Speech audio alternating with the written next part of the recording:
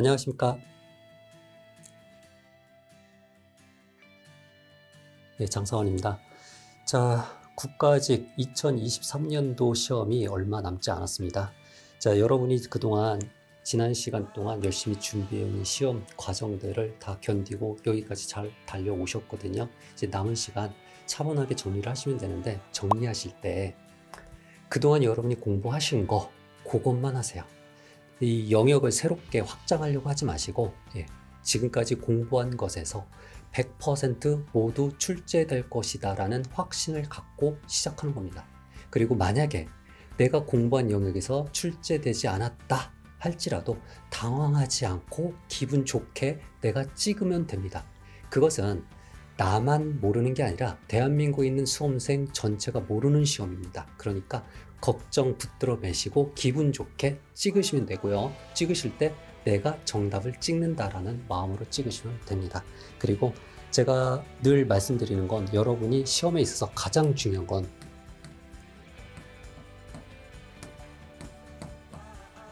믿음입니다. 여러분이 합격할 것이라는 단 한치의 의심도 없는 확고한 믿음이 여러분을 합격시켜 드릴 겁니다. 자, 여러분 합격할 겁니다. 자, 그리고 지금 이제 남은 시간 동안 여러분이 잠들기 전에, 그리고 아침에 눈을 떴을 때 무엇을 상상할까요? 여러분이 합격한 모습을 상상하시면서 잠드시고, 상상하시면서 눈을 뜨세요. 그리고 여러분이 상상하는 대로 여러분의 결과가 나타날 것입니다. 자, 상상하세요. 여러분이 합격한 모습을요. 이제 며칠 안 남았어요.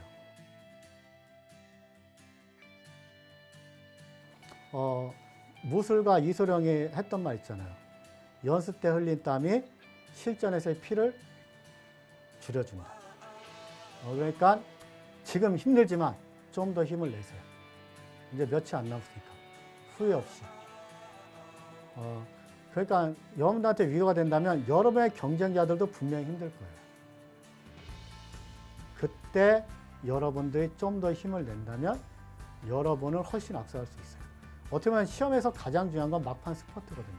그러면 이제 그 며칠 안 남았을 동안에 그럼 어떻게 공부하냐? 제가 보기에는 여러분들 이 과정을 통해서 충분히 알 거예요. 부족한 부분이 어느 부분인지. 그거 좀 보완하시고, 그 다음에 이제 틀렸던 문제 더 이상 많이 풀려고 하기보단 틀렸던 문제들 체크 잘 하세요. 그리고 여러분한테 마지막으로 얘기하고 싶은 건, 정말 마지막으로 얘기하고 싶은 건, 여러분들 자신감을 가지세요. 제가 감히 장담하지만 이 모든 한국사 과정을 따라오셨으면 여러분은 한국사는 다른 경쟁자보다 못 볼 수는 없어요. 나는 최소한 경쟁자보다 한국사는 잘 볼 거다. 그런 자신감 가지고 단 겸손함을 유지하셔야죠. 그래서 실수 줄이고, 그 다음에 옳은 거 틀린 거 잘 구분하시고, 함정 문제 절대 빠지지 마시고. 자, 그러면 여러분들은 한국사는 압도적으로 경쟁자보다 잘 볼 겁니다. 시험이 아무리 어려워도 여러분이 그 경쟁자보단 좀 더 잘 볼 거예요. 그리고 결정적 한마디는 쫄지 마세요. 분명 여러분들 시험장 가면 약간 쫄 거예요. 그리고 시험 문제가 생각보다 어려우면 아마 많이 쫄 거예요. 그런데 그럼에도 불구하고 여러분 생각하세요. 침착하게 문제 푸세요. 옆에 있는 애보다 덜 쫄고 침착하게 자신감 있게 문제 풀면 여러분은 무조건 한국사는 경쟁자보다 압도적으로 잘 볼 겁니다. 여러분 반갑습니다.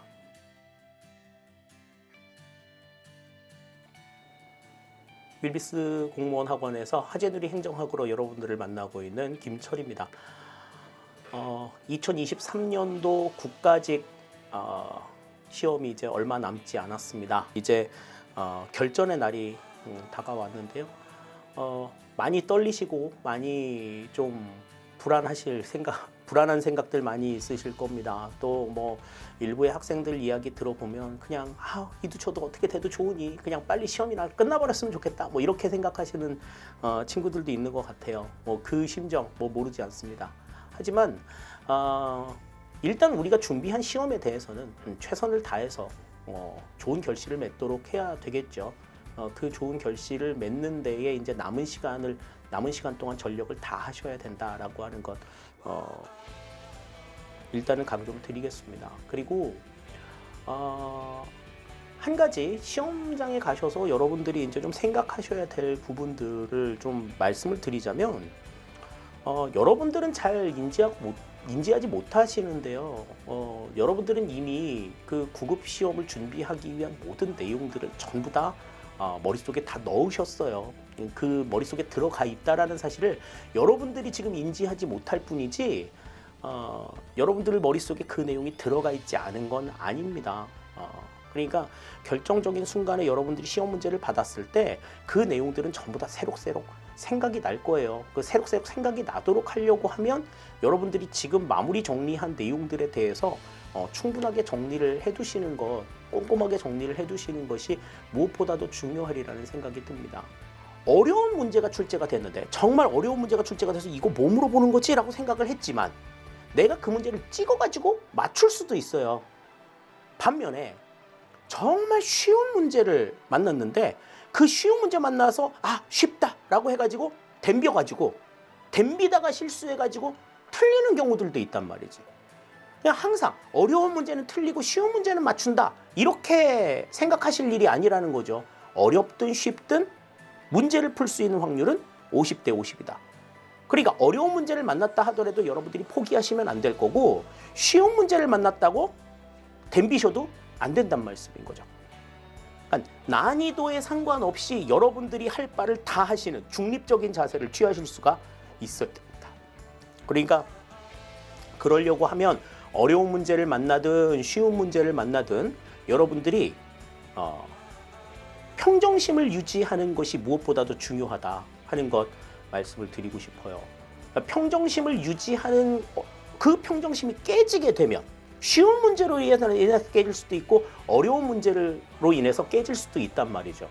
어떻게 해서든 여러분들의 평정심이 깨지는 순간 여러분들이 제 실력을 다 하지 못하게 된다라고 하는 점 명심하시고 시험장에 가셔서 평정심을 잃지 않도록 여러분들이 마지막까지 그 부분에 대해서 마인드 컨트롤을 해 주시기를 당부를 드리겠습니다. 항상 여러분들은 진지한 자세로 여러분들의 페이스를 잃지 않고 최선을 다하신다면 여러분들 좋은 성과 얻으시리라고 감히 제가 장담을 드릴 수가 있어요. 여러분 안녕하십니까? 네.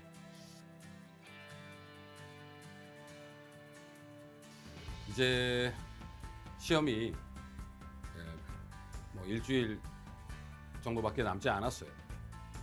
제가 경험해본 바로 그 시험을 앞두고 수험생이 갖춰야 될 어떤 자세 이런 것들에 대해서 조금이나 도움이 될까 해서 이제 설명을 드리고자 합니다. 우선 첫 번째는요. 충분한 수면입니다.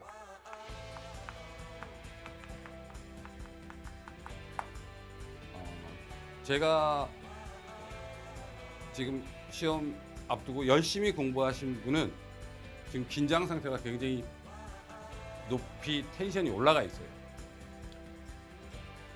그리고 동시에 시험 어떻게 하지 마, 안 되면 어떡하지 마, 여러 가지 강박증에 시달려요. 그러다 보면 사람이 긴장되기 때문에 신경이 날카로워져서 적절하게 시험을 대비한 수면을 못합니다. 어차피 시험 문제를 풀 때 가장 중요한 건 집중력이거든요. 그때 제일 필요한 게 바로 굿나잇입니다. 잘 자야 돼요. 그래서 충분한 수면, 공부를 많이 하는 게 중요한 게 아니고요. 최소한 시험 전날에 최소한 7시간, 6시간의 충분한 수면을 취하셔야 됩니다. 그러려면 일단 카페인에 관해서 네, 절대로 드시면 안 되죠. 그날 전날에 시험 보는 날의 컨디션이 중요한 거지 시험 보기 전의 컨디션은 중요한 게 아니에요. 입실은 적어도 30분 전. 너무 늦게 가시면 조급하잖아요. 그리고 세 번째로 제가 당부하고 싶은 것은 자, 질문을 확인할 것. 질문. 물음표를 먼저 문제 푸는 요령입니다. 저는 뭐 회계학을 어떻게 풀어라 이런 문제 푸는 순서가 뭐가 맞느냐. 회계를 먼저 푸는 것도 하나의 방법이겠죠. 또 나중에 푸는 것도 하나의 방법이 될 수 있어요. 그렇지만 될 수 있으면 회계학은 네. 일단 기본적으로 한 과목 풀고요. 그 다음에 두 번째 회계학 정도 푸는 게 좋습니다. 그래서 이 시간 압박에서 어떻게 해결되느냐. 네. 시간 압박 해결 네 번째로 네. 시간 배분이요. 이런 게 최소한 수험생이 전날 그다음에 당일 해야 될 일에 제가 드리는 말씀이고요. 무엇보다도 여러분 자신을 믿으세요. 자기가 정말 열심히 했다면 분명히 기회가 오고요. 네, 끝으로 국가직 시험을 조금 못 보셨다 하더라도 지방직 시험이 6월에 있지 않습니까? 네, 흥청망청 시간을 쓰시면 안 됩니다. 저희 자녀도 지금 공무원 돼서 7급 공무원이 됐는데요. 9급에서 들어가서 7급이 됐습니다. 그 친구도 국가직은 아주 열심히 했어요. 제가 봤을 때 안타까울 정도로. 근데 국가직 시험을 아주 못 보고요. 30대 1도 안 되는 국가직 시험을 못 보고 100대 1이 넘는 서울시는 되더라고요. 그러니까 자기한테 운이 돌아오는 시험이 있어요. 자기가 열심히 했으면 둘 중에 하나는 됩니다.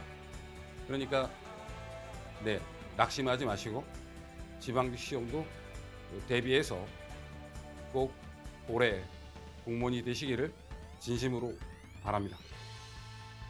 그동안 정말 수고하셨습니다. 감사합니다.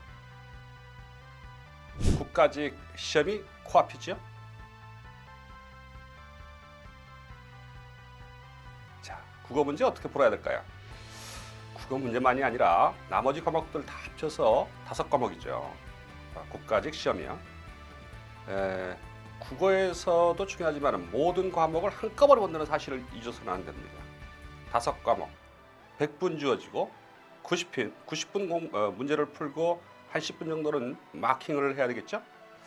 자, 그렇게 해 나갈 때 시간 안배 정말 중요합니다. 자, 그와 관련해서 국어 문제를 풀어나갈 때는 시간 안배에서 비문학 부분의 문제가 많이 출제되고 있다는 그 흐름을 우리가 유념해야 되겠죠. 자, 그렇게 해서 문제를 풀어나가는데 지문이 긴 것들이 나오고 그러면 당황할 수 있습니다.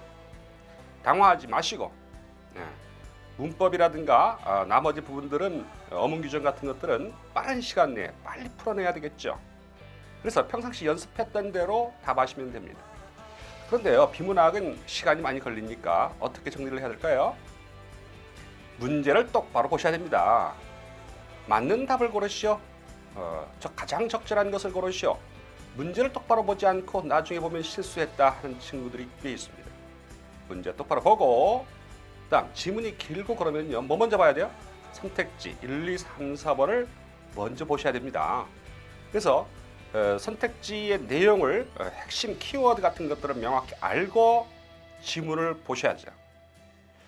이게 적절한지 적절하지 않은지 지문을 읽어봤어도 명확하게 잘 보이지 않는다. 그건 문제가 있는 겁니다. 그래서 어떻게 풀어야 됩니까? 적절하지 않은 것을 고르시오 할 때는요, 적절한 것들을 없애야 돼요. 2, 3, 4번 이거 정답 아니다. 그래서 이게 지문에 나와 있다. 판단되면 맞는 것이니까 표시가 되지 않은 1번이 답이겠구나. 이런 식으로 답을 해야 되겠죠. 적절한 것을 고르라면 적절한 것 하나를 골라야 되죠. 나머지 3개는 잘못된 거잖아요. 그래서 적절한 것인지 적절하지 않은 것인지를 파악할 때에 그 메커니즘을 정확하게 인지를 하셔서 풀어야 된다는 것입니다. 급하게 푸시면 안 됩니다. 정확한 것을 체크를 해야 되는 문제니까요. 그다음 한자 문제 같은 경우가 한자 성어나 한자 문제가 나온다면은요, 전후 문맥 보시고, 그다음에 부수 같은 것들, 올바른 한자 같은 것들 체크할 때는 부수 같은 것들 정확히 체크를 할 수 있어야 되겠죠. 그다음 문학 문제 같은 경우는 어떻게 봐야 되겠어요?